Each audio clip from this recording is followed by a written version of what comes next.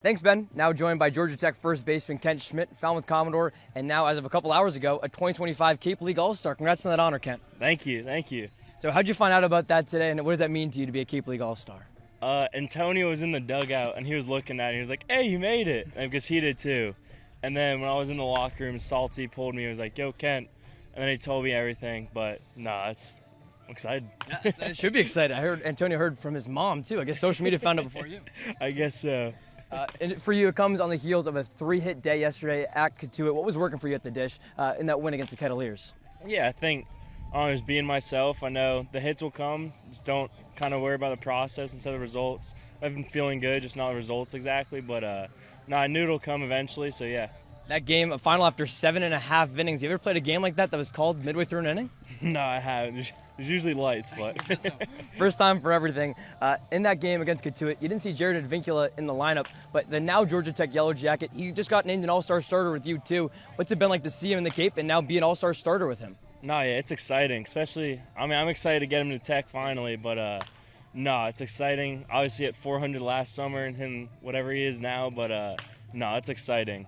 Did you text him at all since a couple hours ago finding out, or are you going to get him a text soon about being an All-Star? No, I'll give him a text when I go back in. I haven't been on my phone yet, so. There you go. I bet you got a lot of unread text messages after that All-Star selection. He'll be an All-Star starter with you. Guy who won't be an All-Star, but you're seeing him here in Falmouth. It's Ryan Zuckerman, also making that transfer to Georgia Tech. What's it been like to learn about him and get to know him here before you get to Atlanta? Yeah, no, it's awesome. Big thing with Tech is everyone's kind of like a family, so kind of just being with him earlier and kind of like, I guess, forming that friendship already, it's awesome. We hang out on the off days and everything, so it's been fun. Favorite thing to do with him so far? We went to the mall in Hyannis, I think. It was me, him, and Ashton, so that was pretty fun. There you go. Awesome. And he plays a similar position to you, the first base, third base. If you guys worked at all in technique and trying to get the understanding you guys play the same position before you get to Atlanta, too? Yeah, not really yet. I think when we get to Tech, we probably will with the coaches and everything, but we've just been enjoying getting to know each other now. It's bonding time at the mall in Hyannis and get to know it. That's 2025 Cape League All-Star Kent Schmidt and Falmouth Commodore. Ben, back to you. Already, 4 weeks of the Cape Cod Baseball League season is in the books, which means it's time for episode 4 of the Monday Morning Managers Show alongside Commodores manager Jared Salsalakia. I'm Ryan Martin, ahead of game 23 of the Commodores season before they take on the Wareham Gatemen. Coach, thanks so much for joining us pregame. How you doing? I'm doing all right. I'm hanging in there. There you go. Just like at Chatham last week, we're on the road, which means that this conversation filmed before the Sunday night game. So for the Sunday night recap, let's send it over to William Rosen really quickly. William? Yeah, thanks, Ryan. Falmouth.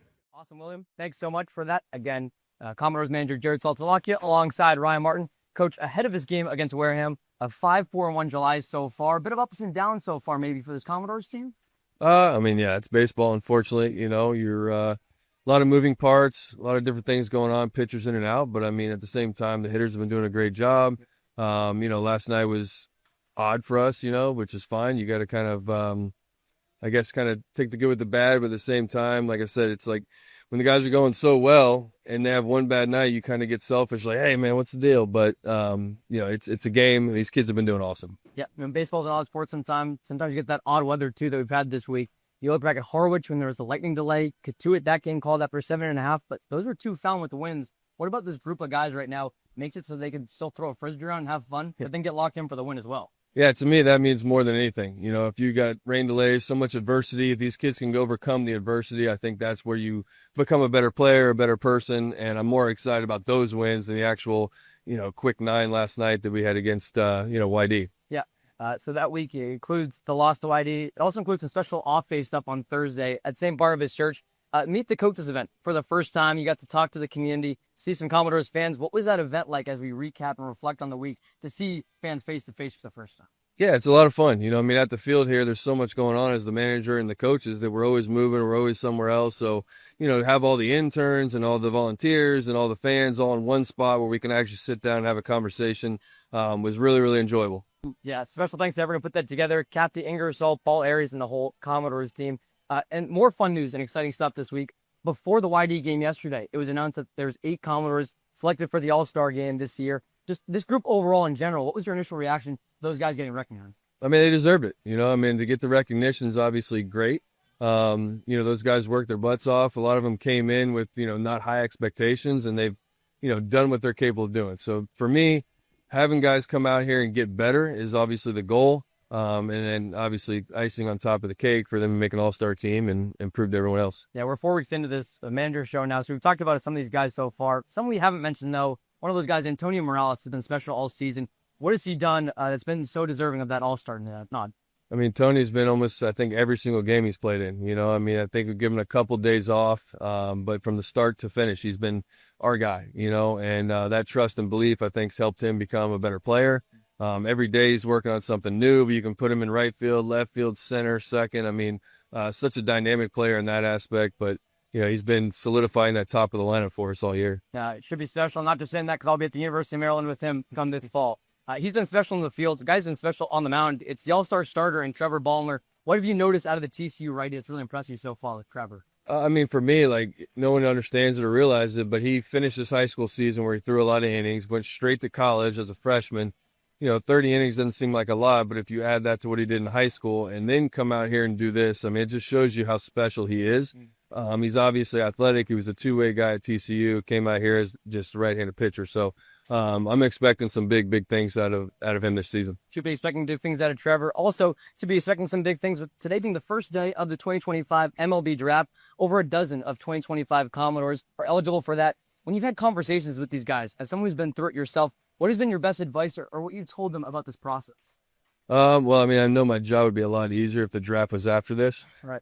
This makes things a lot more difficult, so I'm hoping I can find someone that can give me advice as the coaching side of things. But on the player side, I mean, this should be the most exciting time in your career. You know, you get an opportunity to play a game that you love, healthy. You know, a lot of people don't get that opportunity. So they should just enjoy and take in every second of this. Whether it happens or not, they still put themselves in a position to be able to get drafted and play with the best of the best. Right, and you're a guy who probably knows that as good as anyone. It's been now 22 years since you were drafted in the first round of the Braves. Not to date, Yeah, but geez. what were some of your favorite moments from that draft day experience? Well, it was a lot different when I was getting drafted. It was on computer, AOL, you know, you hear the ding, ding, ding, ding, ding, and all this stuff. And sometimes it would cut out. The internet stopped working. So this is definitely a cooler experience for these kids. But, I mean, I just remember, you know, not even thinking about the money aspect or what round. It's like if my name goes, I'm going, you know. So I remember getting drafted, going to meet my agent, my family, and the guy who drafted me, you know, the scout, and sitting down and we're having dinner. And he goes, "Hey, by the way, I got you 25 extra grand." I was like, perfect. I was going to sign anyways, but all right, I'll take it. So you mentioned the draft itself was being different. Obviously, it'll be a big televised event today. How about the preparation in terms of you see guys, whether they're here or getting ready themselves in 2025 versus 2003? How does a player's preparation look different for the draft? You know, when I was going through it, we had sit-down meetings. That was the thing. The scouts would come to your house. They would sit down. They give you like a 15-page paperwork to fill out, all these different things. You know, now everything's done, you know, through media and social media and videos and all this stuff. So, you know, they're able to be watched a lot easier than back in my day. I think the preparation is the same. You just go out there and play the game. If your name gets called, then that's when you figure things out. But these kids are having the time of their lives out here playing a game in this beautiful weather and, you know, beautiful atmosphere.